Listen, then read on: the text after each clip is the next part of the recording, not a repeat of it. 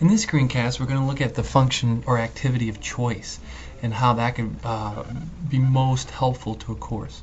Now, what choice will allow you to do is literally just kind of create a quick snapshot or synopsis of what students are thinking, how students are feeling within a block, within a week, within the entire course, depending on how you want to use it.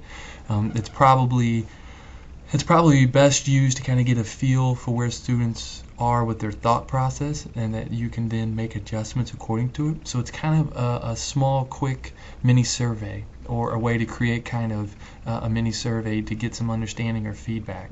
So this may be something that you utilize, and this would be outside of any end of course survey. So maybe it's something inside your course you use around an assignment, where maybe you kind of show them the idea of, well, here's how you could understand or know the knowledge from your reading material if you can answer these questions. So they kind of give like a sample multiple choice, or maybe you use it to figure out where the problems are if people are struggling. So you present them with some choices to convey their thoughts. There's multiple ways to utilize it, so it's a nice feature and function to have. Now, one of the ways to access it, go under the Add an Activity block. You're going to go to the corresponding week that you would like to add it, and under Add an Activity, do the drop-down menu, go to Choice.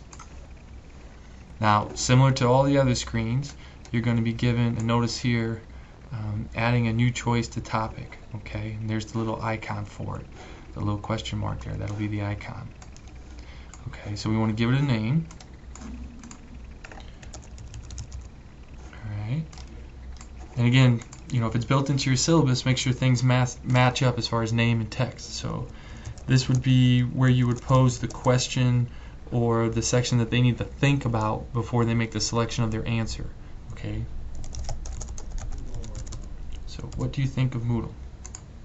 So let's scroll down. Alright, now I'm going to bring your screen up a little bit. Limit the number of responses allowed. If this is disabled, the person can make as many responses as they would like.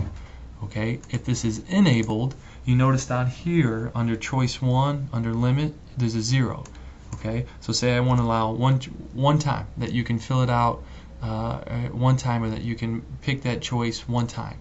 And then the rest of them are zeros, or however you see it. It's a matter of how you control how many times they can go in and answer or respond and provide feedback. If you're really trying to use it as a gauge, you don't need someone giving multiple times. If it's kind of an open form, or utilizing it more for like a study guide where you're directing them into places, you may manipulate that the way that you wish.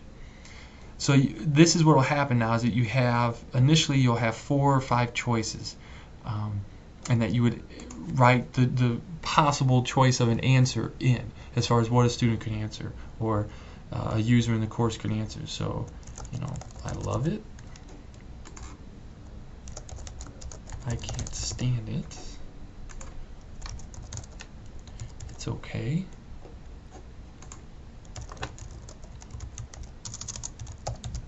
User friendly. I don't get it. Okay, now notice that there are just 5 there. If you need to add more fields for more choices, you could. So by clicking on add 3 fields to the form, another 3 choices would pop up, and you just fill in what you need. If you need 6 and you add 3 and you don't fill in the other 2, that's fine. Okay. Restrict answering to this. This would be, if I click this, notice the screen here changed a bit, and now you can adjust the date and the time for this. This would mean that it's only allowed or only facilitated during that time. The students would only be able to access and use it during that time. Okay. If we come down to miscellaneous settings, this is how it would be viewed. It's either going to be laid out horizontally, where the choices are laid out horizontally, or the choices would be displayed vertically. That would really be up to you. Okay. Publish results. Now this goes to what you want the students to be able to see. Okay. Do not publish results to students. Show results to a student after they answer.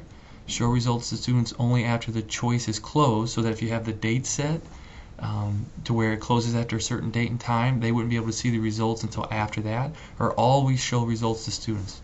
Again, those are your choices. It kind of depends on how you want to utilize it or what the function it's serving in your course. Okay. Privacy of results. It would be depending on what you choose up here, would determine how you would adjust the privacy. Okay, so like one option would be publish anonymous results, do not show student names. That's if you right here we have do not publish results to students. So if we change it to always show results to students, then the privacy issue pops up. So you can keep it anonymous, or you can publish full results showing names and their choices. So really that would kind of just depend on what you're asking of the students. So they could really be open with you, and if you were looking for criticism or feedback in particular, that's a nice way to view it. Allow choices to be updated. That means that you would allow the student to go in and change their choice or alter their choice. Show column for unanswered. That would mean this option determines whether students will see the number of people who haven't answered when they see the choice results, so that they would know if a student hasn't figured that out yet or done the activity yet. And then we come down here to the bottom, move your screen down a bit, and again the common module settings. Again, this isn't a learning team. This would be separate groups that you've created inside Moodle. If you need it to be available, you always have to put it on show, and the ID number would deal more with an advanced setting and also inside the gradebook. So let's hit save and return to course.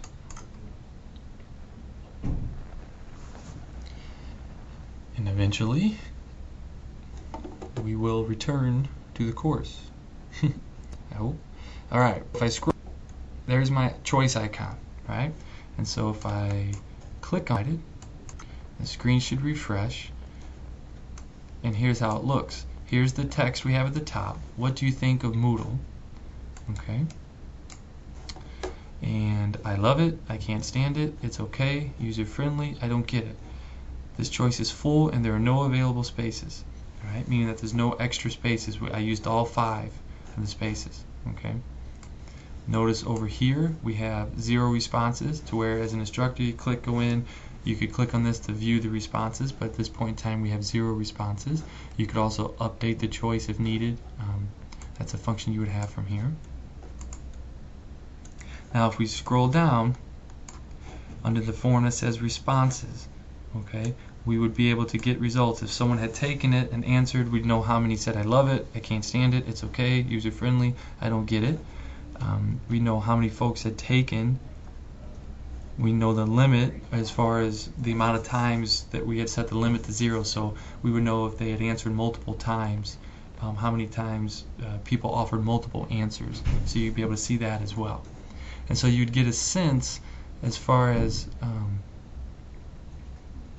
how you wanted to respond, or the idea of being able to judge and gauge what students are thinking, how it's used, what are some of the aspects are utilized, and what are some of the different problems that could be possibly having, or again, with possible test or study guide. I mean, think about in terms of a study guide, creating like a flashcard environment where what's the correct answer, and giving them examples or choices. So there's multiple ways to use this as a functional tool for your course. One thing to keep in mind too, you want to be able to download the information or keep it with you. If you come up here, even though it says view 0 responses, if we go ahead and click on it and the screen refreshes, you're taking into the response page, and you're kind of given similar statistics as before. But if you look down here to the bottom of the screen, and you could select all or deselect all, or choose and also delete items as well. But you could download the information in ODS format, you could download it in Excel format, or you could download it in text format, and that way you could archive it and keep it in various ways if you'd like, for the purpose of retention, or the purpose of collecting data or information. Those would be up to you. So I think it's a nice feature to have. I think it's something that some courses could utilize depending on your approach.